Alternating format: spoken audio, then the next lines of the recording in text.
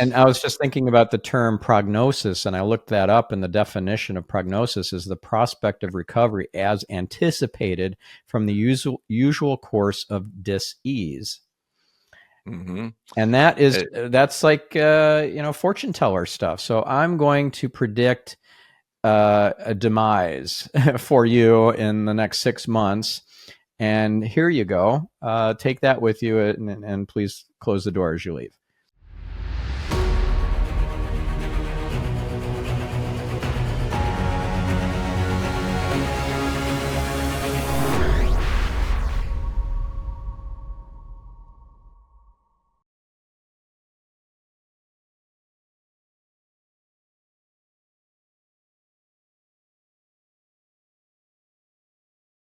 The balance between challenge and support, and there's nothing like one of the analogies that I was told was you have a top. On one side it's white, pure, good, perfect. On the other side, black, totally evil, horrible, bad. Nothing's like that. You spin that top, and then you're going to see the gray area, and then you can see the balance. Hello and welcome to Get Yourself Optimized. I'm your host, Stephan Spencer. It is my pleasure and honor to have Dr. John Bergman with us. He was propelled into chiropractic by a severe auto accident with 2 broken legs, a fractured skull and sternum, along with several organ injuries. He obtained his degree in Doctor of Chiropractic at Cleveland Chiropractic College in LA. And with his extensive knowledge of human anatomy and physiology that few can match, Dr. Bergman's chiropractic practice continues to grow, serving hundreds of families, focusing on corrective and wellness care. He was a past guest, episode number 20, so one of my very early ones, 8 years ago. So great to have you back on the show. Brother, it's been 8 years? Yes, since the first episode. It seems like a blink. Oh my God, thank you so much for inviting me back. Absolutely. I'm so great to have you on. And, I was under your chiropractic care for a number of years until we moved away. Now we're, at the other side of the country, but we miss you. So. I miss you too, brother. Yeah. So first of all, what, if someone has not listened to our initial interview from 8 years ago, can you give the little backstory, a bit more in detail around your origin story, how you became the superhero that you are now? it was a dark night, I'm sure, but it's all a gift in the end, right? That's the greatest way to look at it. Like when I'm working on somebody with really, really health challenges, I say, look, man, this is going to be a gift. And these people could be in their 20s and 30s. It's going to be a gift to your great grandchildren. So to overcome adversity and use that adversity for education and expansion of yourself. And when I got hit by a car, I was a contractor. So I had a pretty practical understanding of the world, and how to identify a problem and correct it. And when I got to, going through the anatomy, physiology, neurology, I had an engineering background. And when I hit anatomy, it was amazing that the body is self-healing, self-regulating, and it's regenerative. And then I thought, wait a second, all the doctors were saying that my knees would have to be replaced eventually. And the other doctors, the chiropractors, were saying, no, it's living tissue. It can regenerate. And you don't hear this. So it was I was telling a patient last week at my clinic in Tijuana, that no, your knees are alive. They're going to regenerate. We're just going to stimulate the cells and they're going to grow. I mean, all I do is I don't fix anything, but I do educate the patient so the body can regenerate itself. I may take the pressure off the nervous system to get them out of the stress state, and then their body is free to build. Because if you build cells faster than they break down, then that's called health. And if you break down faster than they build, that's called a lack of ease, or some people call it disease. Yeah. Words are powerful. We manifest our reality through our words. And to call, yourself, for example, a cancer survivor, or to call yourself a recovering alcoholic, or whatever the terminology is, you're labeling yourself, identifying as that thing that you're trying to avoid, and now you're attracting that into, it's the law of attraction. You're a magnet for it. Brother, physical, chemical, emotional stress.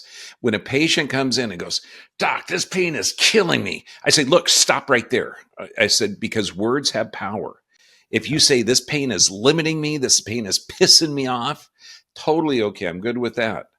Okay, but if the words literally do have power. So in order to initiate healing, if you say, "Oh, it runs in my family, it's genetic, it's this." A little patient at a clinic in Bangkok, 4 years old, and the parents came in and said, "Yeah, it's a genetic anomaly." You know, yeah, sure, they were born without the right formation of certain cells, but the cells are still alive. And so if there is damage to the brain, there's a thing called neurogenesis, that the brain, given the right stimulus, can start to regenerate new neurons. So they may have started bad, but to label them a victim and this is what their future is going to be like, that's not true, because the body is really adaptive and can thrive in even the most challenging circumstances. Yeah. So let's get back to your origin story. So you got hit by a car, you had Oh, all these profound injuries. How did you find your way to health, and how did that inform your journey and jump you levels in this video game called life? okay. I was putting an X-ray lab in for a chiropractor. Okay, and this is the week before I was hit by a car.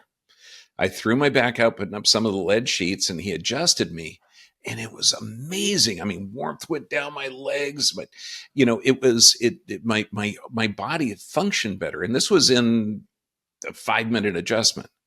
And he taught me how the system works, and it seems like no one's ever told me about how my body works. And I mean, I'm 30 years old.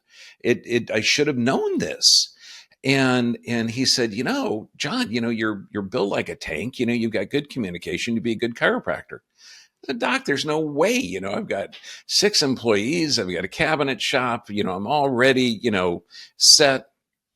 That next week, I'm hit by a car, radically changing my life. And the medical world saved my life. Thank God, thank God. And with the drugs, I mean, I'm telling you, if you get both your legs broken, you're going to love morphine. Oh, baby. I mean, instantly gone. Except they were saying it's going to be a challenge, and in a few years we're going to replace your knees. And I didn't know much, and so I accepted their prediction of my future. And I'm Yeah. getting adjusted by the chiropractor in a wheelchair with my legs and sticking out. And he's adjusting me, and I told him what the medical doctors told me, and he says, "No, that's crazy." And he said, "Have you ever cut yourself?" "Yeah, carpenter." "Okay, did it ever heal?" "Yeah, all the time."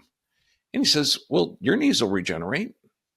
And so Mhm. these two medical professions that I completely respected, one saved my life, and the other one was restoring my life, with completely divergent opinions of how the body works. And then I learned that the drugs that reduce pain, the non-steroidal anti-inflammatories like Advil, Motrin, Aleve, that they were giving me to make me more comfortable, destroys the building block of cartilage. And I thought, that's crazy. So then Mhm. I thought, let me learn more about this. And then it was hard to still be a contractor. My body wasn't working well.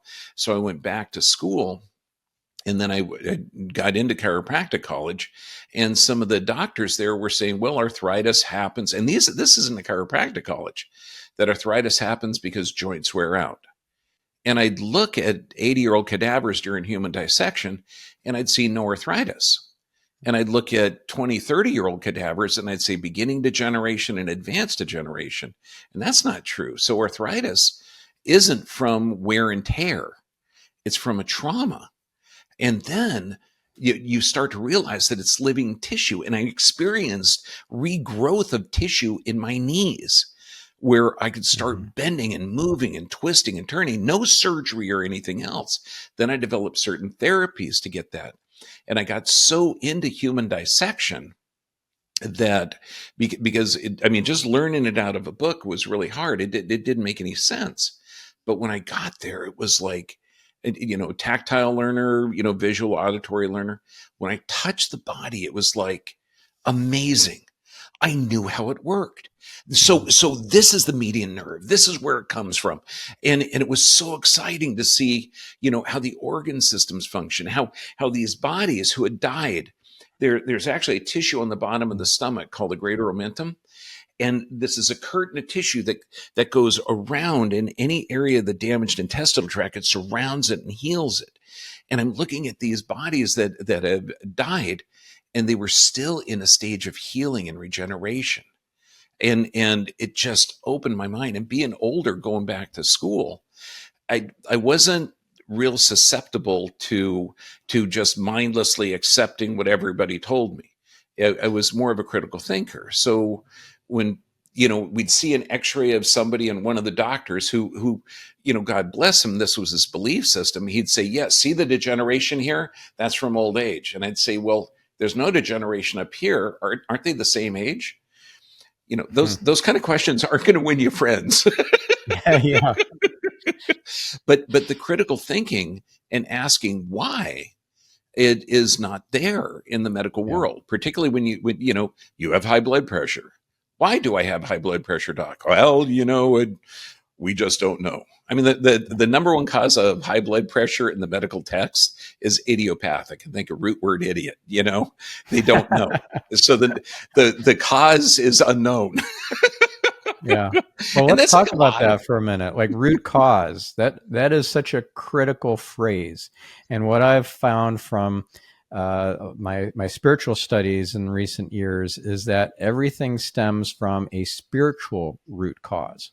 So somebody has chronic, let's say, neck pain, and turns out that they were decapitated in a past life, and this kind of spilled over into this life. It was unresolved trauma from a past life. And that might, for some people, sound really out there and woo-woo, but probably not for my listener. They've probably left a long time ago if this was too out there for their comfort zone. But this idea of a spiritual root cause, it doesn't even have to be a physical trauma or ailment. It could just be a birthmark or some sort of a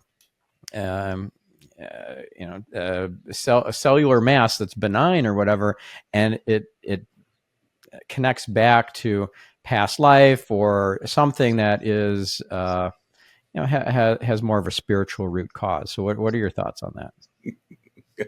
You're delving into a reality that the majority of people are unaware of.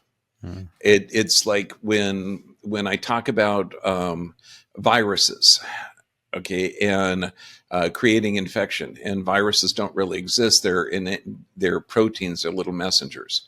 When you talk about spirit or past energy, because we are energy, and energy can't be created or destroyed, only transformed. When you look at the absolute evidence of a psychic ability, or people that go into a dream state, like the sleeping prophet, Edgar Cayce, where they can go into a different level of vibratory energy and be able to do things that are unexplainable, other than they're connecting with an energy of, you could call it a past life or past experience, or some awareness of an energy that occurred in the past or in the future. Because what's time? And when you find out Time's that illusion. time isn't a constant, time's dependent on speed. So, and when people go, "Oh no, dude, this hurts," I can't think of that. Well, the satellites have to function at a different time than the people on the Earth. Otherwise, the GPS wouldn't work. So, when people say, "Well, it's bullpucky that crystals vibrate." Well, no. Have you ever heard of ultrasound? We're passing electricity through a crystal. Causing it to vibrate. So this is delving into a world that's next generational stuff. I mean, there's people in this generation that are understanding it. But when I talk about healing, like just talking to this guy today, I have mast cell activation. I have postural orthostatic tachycardia. I have this and this and this. And I say, no, your body's responding correctly. When you have a chronic a state of emotional and physical stress. You have to identify the cause. And if you're looking that you could be connecting to an energy in the past, and when you look at all of the reincarnation and meditative practices, they say the more you remember a past life, it detracts from this one. So you don't need to forget it, but you do need to be aware of it. It's like in just anytime there's an emotional charge, if there's or an event that causes an emotional charge, that can run your life. But an event without an emotional charge is called wisdom. Right. So these past experiences that you have, once you're made aware of the existence of that, or the awareness of that, then you can incorporate the wisdom of that into your life, and then it won't negatively affect you. Right. And just like, the muscles that run to the top of the neck down to the sacrum, they're not under conscious control. So physical, chemical, emotional stress, just like a cat, a Halloween cat goes like that, humans are the same way. So if you're experiencing any kind of emotional or perception of stress, those muscles are going to go up and give a physical appearance or a physical representation of a thought or an impulse or an impression. Yeah. Yeah, but that's next level stuff, man. It's like I can't talk about, say, hey, look, viruses don't exist and they don't cause disease. Minds are going to close and say, no, what about, the flu or measles, or and if you say, look, your body is more energy than matter. And how you express that energy is going to express in a physical form, and this is how you make it through the majority of the planet. That's that has to be addressed, though, when healing. That's why I always put 5 keys to health. Prayer and meditation is equally as important as nerve supply, equally as important as nutrition, equally as important as sleep, where your body regenerates. And when you look at every study on the planet, when you're involving prayer in healing, it works better. So by adding that spiritual aspect of a connection with a power greater, getting in that vibrational aspect, tissue production occurs in a better, faster, more effective process. Duh. Yeah. Yeah. And group prayer also has a profound impact. In fact, you can, this might sound really crazy, but you can change the course of a hurricane with group prayer. Not only is that you can measure it.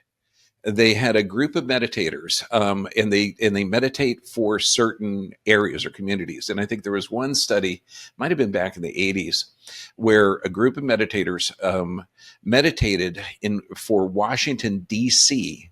to lower the crime rate in July. And the police chief says, there's no way it's going to work. If we had a snowstorm, maybe that would lower the crime, but there's no way this is going to work. And sure enough, they meditated and the crime rate dropped. I think it was like 25 or 30%. And then you got the Dr. Emoto's studies on water and crystal formation, and how far will prayer and thought go?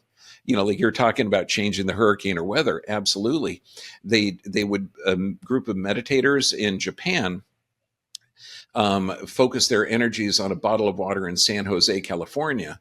And what they didn't know is that there was a test jar of water in Southern California. And then they compared the differences and found radical differences in the crystal formation of both waters. So thought It's amazing. is faster than the speed of light. Oh yeah, and the speed of light isn't constant anyway. Neither is the gravitational force is constant, even though you got to make it a constant in order to do certain calculations.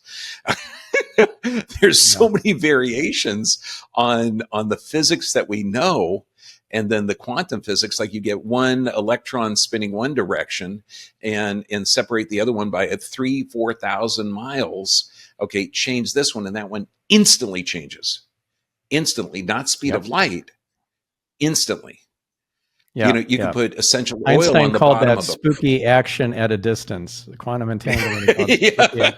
And best explanation ever. And what did Einstein say? He said, look, you got energy and matter, but when you break it all down, it's really only energy. Yeah, yeah. Matter is just energy slowed way, way down. Hmm. Yeah, yeah. Yeah. A One of couple my other studies instructors. that were amazing. One is Dr. Joe Dispenza talks about how uh, the power of thought was able to affect a random number generator statistically significantly enough to consider this to be a scientifically valid study. And then some qigong or tai chi master was affecting the decay rate of americium. I think that's how you pronounce it. It's slightly radioactive. It's inside of smoke detectors, and because it's the radioactivity rate is so predictable, and because it's not dangerous to humans because it doesn't travel very far. Uh, that's why we can have it in our homes. But he was actually able to this Tai Chi master change the rate of decay, which couldn't be changed any other way through like temperature changes and all sorts of things. This was the only way they could change the decay rate was through the power of him sending chi energy to that radioisotope. Amazing. Think of the future when somebody is presented with a health challenge and they bring up the energetic aspect of the body. Baby, that's when healing occurs, because you have so many doctors that are implanting suggestions in the minds of people, and their body is an expression of the physical, chemical, and emotional stressors they're under. But if they perceive, it's like witch doctor stuff. Okay, this feather will add life to you, or this feather will kill you. And both of Yeah. those, the placebo and nocebo effect, okay, the body can accept it. But also certain things can maintain that energy. I mean, just like the Curlian photography, where you can see energy coming out of a leaf that's been cut from a tree. I, Yeah. why isn't more studies being done in that? Because there's no profit in Yeah, yeah. It actually goes against profit. It's like, no, no. Let's keep a blind eye to that, and let's focus on the drugs, the pharma. Um, and I was just thinking about the term prognosis, and I looked that up. And the definition of prognosis is the prospect of recovery as anticipated from the usual course of dis-ease. it. Hmm. And that's like fortune teller stuff. So I'm going to predict a demise for you in the next 6 months, and here you go. Take that with you, and please close the door as you leave. 100%. I do doctor trainings at both of my clinics, and when and patients come in with this sentence, I mean, I'm sorry, prognostication, prognosis, and the job of a chiropractor is to optimize that health 100% as best they can. So the patients with, I've got two patients with bullets in their neck and they're quadriplegics. What's that person's potential? 100%. I'm not in the judgment business. Okay. I am in the neurologic physiologic business. I do the best I can for that person and their body can recover, because there's a book of miracles. It's called the Book of Miracles, Spontaneous Remission of Incurable Diseases. And they're not. So when somebody says, look, this disease has a 90% death rate. Okay, good. You might be in the 10%. So what's the difference between the 90 and 10%? Okay, is it perception? Absolutely. Then you go back to the witch doctor stuff. So every patient, whether they're born, I've got several kid patients that have, half the brain born, didn't form correctly. They're called hemicephalic, severe injury. What's that kid's potential? Let the spirit inside decide. When one of my kid patients, and this is interesting, they were born with part of their brain malformed, and they were supposed to die after 5 years, and God bless, I mean, the mother did everything. I mean, care, spiritual, not, because the medical doctor said, look, just give her a whole bunch of drugs. She's just a vegetable. She's going to lay on the couch. No, this gal was experiencing life. And she took that child who was horribly deformed to a psychic. And since we are co-creators of our world, we are designing what's around us, said, why did you choose to be born in a body so deformed? And through the psychic, she said, well, it's easier to transfer to the spirit world because that's the other half of us that most of us are unaware of. And it made so much sense that because you could see there's joy even in a lot of the patients who are in chronic spastic states or seizures. You're going to see they have glimmerings of beauty and life and joy and love, and they can experience it, but it's such an intensity. Like when you see patients with like Down syndrome, it's like they took all the judgment away and there's just love and acceptance and joy. Yeah, it's a different view of the world. Yeah. Yeah.